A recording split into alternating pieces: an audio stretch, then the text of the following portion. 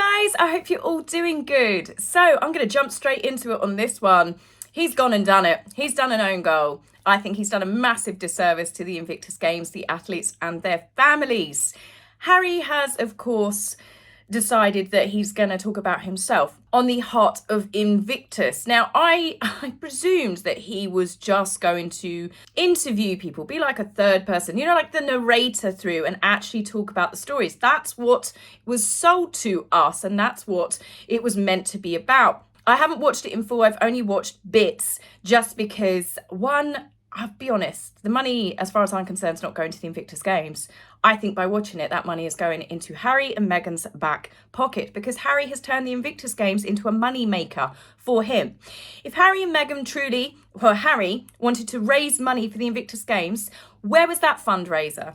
The fundraiser, it's going to be a Super Bowl style fundraiser. This is back when they were actually popular in America, when they first went there. They were going to do a big fundraiser through Amazon. They signed with Netflix and the deal got pulled because they are rivals. Now, Harry and Meghan's spokesperson said that the deal fell apart, or rather the fundraiser fell apart because of COVID restrictions. Well, if that was true, then why didn't they postpone it and then wait until the COVID restrictions had stopped? But no. So several years later, we finally get the Heart of Invictus, which is part of a multi-million-pound deal through Archwell Productions, not even their foundation. This is purely their business element. So Harry and Meghan, as part of this huge contract, are making money now off the Invictus Games. And that, as far as I'm concerned, leaves a bitter taste in people's mouths. So many people have spoken out against this documentary. Not the documentary itself. Apparently it's beautiful, it's heartwarming, the stories of the athletes, for people that have actually sat there and watched the whole thing.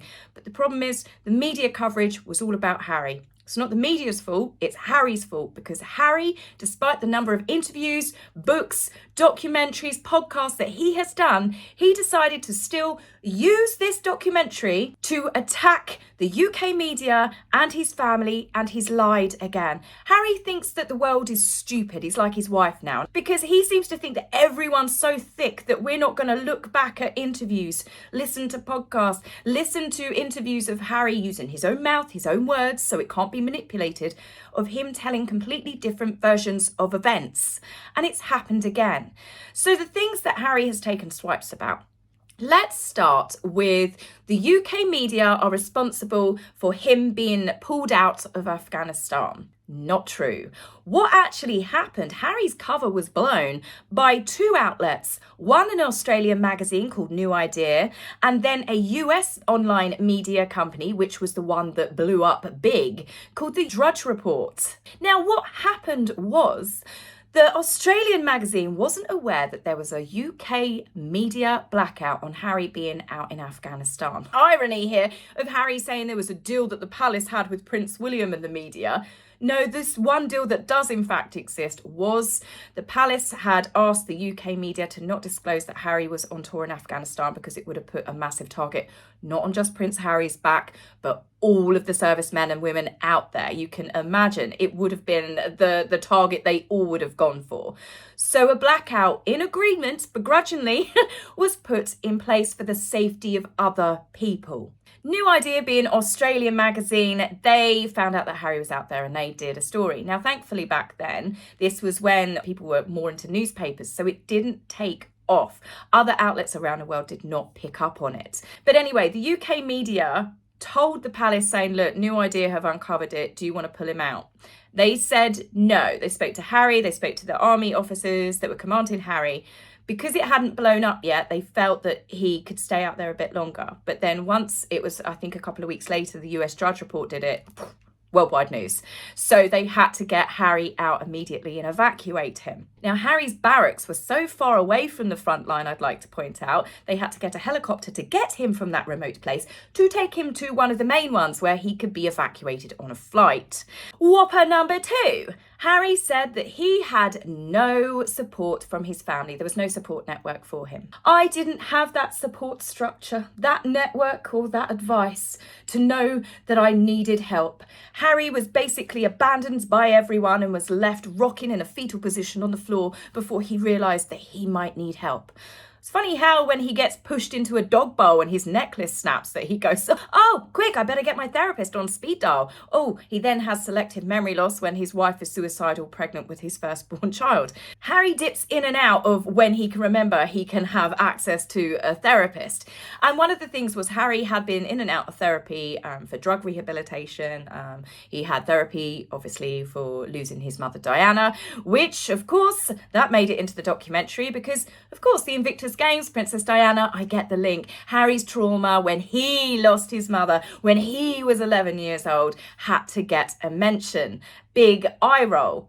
But as for Harry implying that he had no support network, it's total bollocks. Harry, bearing in mind, didn't have to worry about gaining future employment. Harry didn't need to worry about trying to, adjust with everyday life, being a civilian on the streets trying to put food on the table. Harry was a prince of the United Kingdom and could go back to the safety of his little bubble. Let's not dress it down. Harry had a team of servants there for his beck and call and his every whim, plus an endless pot of gold. He had access to the best medical care in the world. In Spare, recently, Harry spoke about his support and the love that he actually had from two members of staff that worked alongside him. One is ex-SAS Jamie Lawther Pinkerton, and the second was Ed Lane Fox, both veterans themselves, who supported Harry throughout his army career, and they were actually part of the team that helped set up the Invictus Games. Because despite Harry talking about the Invictus Games like it's his brainchild, we all know he went to America, took part in the Warrior Games, and then the palace thought, this is a great idea. We'll get Harry to create one. Well, not Harry, but we will create this for Harry. It gives him something positive to do. The public will love it. And the UK can have their own version of the Warrior Games. Harry talks about the Invictus Games like he is the first person that ever thought of doing sports for injured veterans. That if it were not for him, no one would even know the plight and the struggles that veterans go through. This is the way that Harry comes across. He's very much got a God complex of late. This brings me to another whopper that Harry told. The UK media did not cover or support casualties or the veterans when they returned from war. So apparently the UK media didn't cover the war. This has caused absolute outrage and has had lots of media outlets speaking out. It's also had veterans, family members all talk out against Prince Harry in this scenario because it's not true. The UK had an absolute unbelievable love for our veterans throughout that war, and the UK media did support them. The Sun newspaper raised 370 million through a campaign with the public to go towards veterans and their families. The Sun newspaper, again, who Harry hates and is suing, they set up the Millie Awards, the military awards, to honour veterans and their achievements and their sacrifices. But sure, let's hear Harry's victimisation and pity party about how he was left abandoned. No one supported him. There was no coverage. Harry's the only person that has ever given attention to the veterans. War hero Ben McBean, who is a double amputee who lost an arm and a leg to a landmine in the Helmand province, he said that he's known Harry for 15 years and in this instance, he is wrong. He said that the UK media did in fact support troops, that they didn't write us off and told the world about us and our disabilities. SAS hero Andy McNab called out Harry's claims as completely offensive, and Lord Dannatt, who was the General Chief of Staff when Harry served, said clearly recollections are not as clear as they might be. Well, we know what that's in a nod to. That was Queen Elizabeth saying recollections may vary. Colonel Richard Kent said Harry's constant attacks is turning servicemen and women against him, partly because he is exploiting veterans and his service for his own publicity. Again, that is a very true statement. Harry is turning the Invictus Games into a cash cow to line his and Meghan's back pockets. However, the Huff Post has actually spoken to Archwell production staff who have said that Harry and Meghan will be redirecting compensation they would otherwise receive for this project to the Invictus Games. Netflix have also said that the foundation will receive significant funding. No figures, of course, have been divulged, so it would be very interesting to see how much they got paid compared to how much actually gets redirected. Now, another veteran has spoken out, and I've spoken about Ben Parkinson before. This man is truly inspirational. He overcame such devastating injuries to be awarded an MBE and has raised millions for veterans charities. He spoke out and he said that he's got no idea what Harry is talking about. The media and specifically the Sun newspaper have been amazing to support him and his family. Ben was one of the first winners of the Overcoming Adversity Award at the first Millies, which was the military awards show. Now, what Harry also seems to forget is Harry was actually at the Millies. He was there. He was there at the awards show for people honouring veterans. But of course, the UK media didn't give any coverage to veterans and their families. Now, another thing that has upset people, and it's caused a bit of anger, and rightly so, with Harry saying that the UK media did not bother to cover the war. Since 2005, 80 journalists and media workers have lost their lives covering the war in Afghanistan. One that hit the UK particularly hard was Rupert Homer, the Sunday Mirror defence correspondent. These brave men and women risked their lives in war zones to report on the war and, of course, the casualties. In many cases, they were much closer to danger and without personal bodyguards, unlike Harry. Giles Dully, a British photographer, stood on an IED in 2011 and he lost both his legs and one of his arms. So for Harry to say that the media were not covering the war, it's disrespectful to all those that lost their lives and to their families. So let's get on to Harry's family. Harry is implying that his father, his brother, everyone just left Harry to deal with his emotions. When he came back, he had no emotional support, hence why he was a crying ball on the floor, no doubt in the kitchen. People are so sick of Harry throwing a pity party that he's living in the past and he is rewriting history.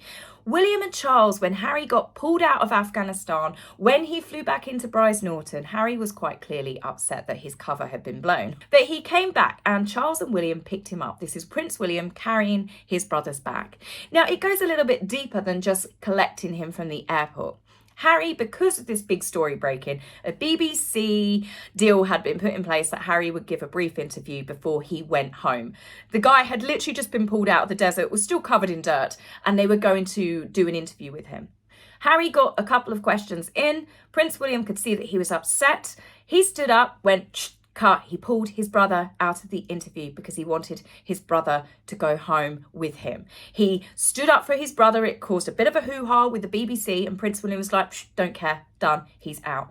Prince William protected and loved his brother, but here's Harry talking about he had no support network, no one cared about him. But listen to this teeny tiny clip. You know, for me personally, you know, my brother, you know, bless him, he was a huge support to me and kept saying, you know, this is not right, this is not normal, you need to talk about stuff, it's okay. Yep, so that's his arch nemesis, his brother, you know, the uncaring, cruel family that Harry unfortunately was born into. How can he be saying things like this and not expect veterans, army officers, people to call him out? Now, of course, I do not like seeing the Invictus Games get any backlash, and because of Harry, there has been a lot of it, and I find that very sad. The Invictus Games is inspirational, it's heartwarming, it brings together the very best parts of humanity. The Games and the athletes deserve amazing coverage, and this documentary should have just been about them. By Harry choosing to take pot shots at his family and the media and saying such inflammatory statements that are also wholly untrue, it took the attention away from them, and it's all been about Harry. Harry has told his story through Finding Freedom, Oprah, The Me You Can't See, Tom Bradby, 60 Seconds, memoirs, podcasts, court cases. We have heard it all. Even Harry must have surely been aware, and his team aware and Netflix aware, by Harry coming out with those statements. Of course, it would ensure the coverage was again about Harry and his grievances. Harry should have taken a leaf out of Giles Dully's book. He was the photographer that I spoke about earlier who lost 2 legs and his arm whilst he was out in Afghanistan. Giles actually appeared in a Channel 4 documentary called The Walking Wounded Return to the Front Line. He went out there to finish the project that he started on. The reporters asked Giles about him going back, you know, was he scared? What made him go back? And he said that he always knew that he would go back to finish the job, regardless of his injuries, because he wanted to share the story of others, and mainly, of course, about the children. Giles said in the documentary, "My suffering is minimal compared to what they had. I was lucky I had state-of-the-art resources, but at least they know that I know what they were going through. And in that brief sentence, he's saying, don't focus on me, focus on the other people, the children, regardless of what I went through. That's why I went out there. And Harry should have done exactly the same, saying that he understands the struggles that veterans go through, but he could have done that without making it about himself. As I said, Harry has told his story so many times. This time, it should have just purely been about everyone else's stories. The fact that we have got interviews, we've got books, you know, where it's Harry's own voice talking. So you know that pre-2017, before he met Meghan, he didn't talk like this. He didn't behave like this. I mean, obviously, he's probably been a bit of a jerk most of his life that the palace covered. But he's completely rewriting his history. And the problem is with Harry, it's not just his family that he's upsetting and he's hurting now. Now he's upsetting and hurting other people. He is so self-absorbed that he can't see that by saying that no one bothered to cover the wars in Afghanistan, that veterans' families, these are the veterans that are now becoming upset with him because they know that that is not true. So it's going to be very interesting to see Harry at the Invictus Games in the next couple of weeks, because I'm seeing more and more people that are becoming irritated by him. But on the plus side, we have heard that Meghan is no longer doing the special piece, the special part of the Invictus Games that she was first dibbed to be doing. This lady is in fact going to be the one talking to the families about their stories. So obviously there's been a shift there, but given that Harry and Meghan were recently spotted at a Beyonce concert, which I'll speak about in my next video, I'm not sure what to believe at this point. They play so many games that anything is truly possible. So guys, that's it for me, and I hope you enjoyed the video, and tell me what you think. If you want to have a rant in the comments about this, I know lots of you are family members of veterans, some of you veterans yourself. Do you think I'm right? Do you think that Harry has completely done a disservice to the veterans, or do you have a completely different opinion? Love to hear your thoughts, and I will be back and see you soon. Take care for now. Bye.